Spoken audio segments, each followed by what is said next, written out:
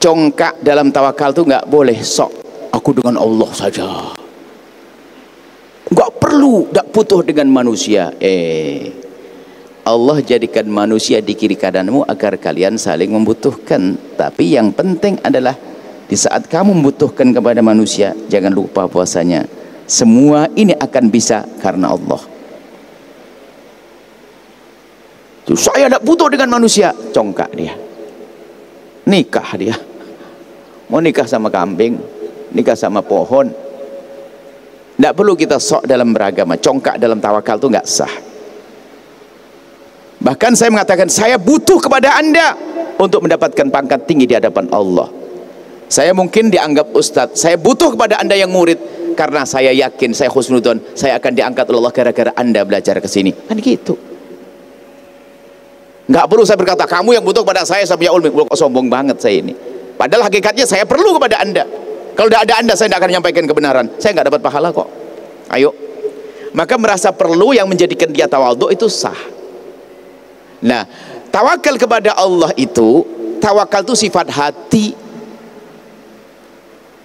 Yang ditawakil adalah amal zahir. Setelah berusaha baru ada tawakal. Ikhlas dak? Ikhlas. Anda tahu ikhlas?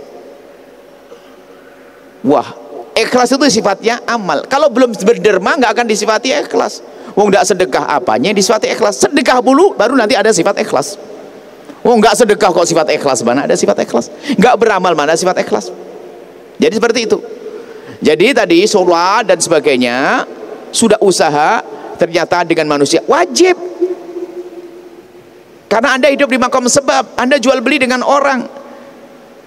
Lalu bagaimana kan dengan Allah? Nah, sekarang urusanmu dengan manusia, jadikan ini titik pentingnya. Jadikan urusanmu dengan manusia urusan dengan Allah. Lalu bagaimana? Kalau Anda minjem, bagaimana tradisi? Apa ajaran meminjam? Kamu yang serius untuk bisa membayarnya tepat waktu. Lalu tulis hitam di atas putih. Kemudian jangan terbetik di hatimu untuk lari dari barang utang. Ingat, siapapun yang hutang, lalu dia ingin lari, langsung disempitkan rezekinya. Ajib. Nabi menyebutkan kalau ada orang pinjam duit, kemudian dia ingin lari membayar, tidak membayar, langsung sempit rezekinya, nggak bisa bayar. Ajib. Coba aja. Kalau ada orang pinjam duit, kok dia pengen lari, menyembunyikan, pengen lari, oh langsung sempit. Tapi kalau ada orang meminjam uang kemudian dia bersemangat untuk membayarnya, Allah akan bantu segede apapun utang itu.